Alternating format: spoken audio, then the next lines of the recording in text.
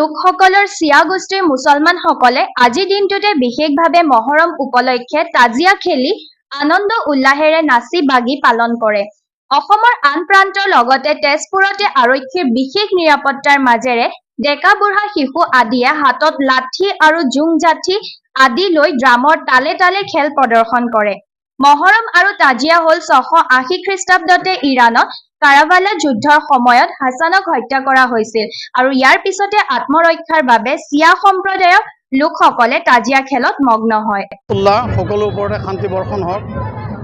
যেনেকৈ আমাৰ অসমীয়াত বহাগ, ইংৰাজীত জানুৱাৰী, সেইদৰে ইছলামিক কেলেণ্ডাৰ মতে মহৰম মাহৰ 1 তাৰিখে নতুন বছৰ আৰম্ভ হয় আৰু এই মাহতেই হজৰত মহম্মদ সাল্লাল্লাহু আলাইহি ওয়াসাল্লামৰ নাতি ইমাম হুছেইন ৰাদিয়াল্লাহু তাআলা আনহু হাছানক এজিদৰ বাহিনীয়ে আজি 10 আছৰৰ দিনাখন কাৰবালা মৈদানত শ্বহীদ কৰিছিল। শ্বহীদৰ এটাই কাৰণ আছিল, এজিদ এজন জালিম বাদশ্বাহ আছিলে, এক নায়কত্ববাদ আৰবত চলাইছিল। তাৰ বিৰুদ্ধে তেখেতে সংগ্ৰাম আৰম্ভ কৰোঁতে এজিদৰ সশস্ত্ৰ সৈন্য বাহিনীয়ে এটোপাল পানী পান কৰাব নিদি তেখেতক হত্যা কৰিছিল আৰু তেখেতৰ চৰমুৱাৰক বল্লমত লগাই তেখেতৰ ৰাজদৰবাৰলৈ লৈ গৈছিল। আৰু সেই দুখ হিচাপে সেই দিনাখনৰ পৰাই বিশ্বৰ মুছলমানৰ একাংশই এই উৎসৱ, এই দিনটো পালন কৰি আহিছে।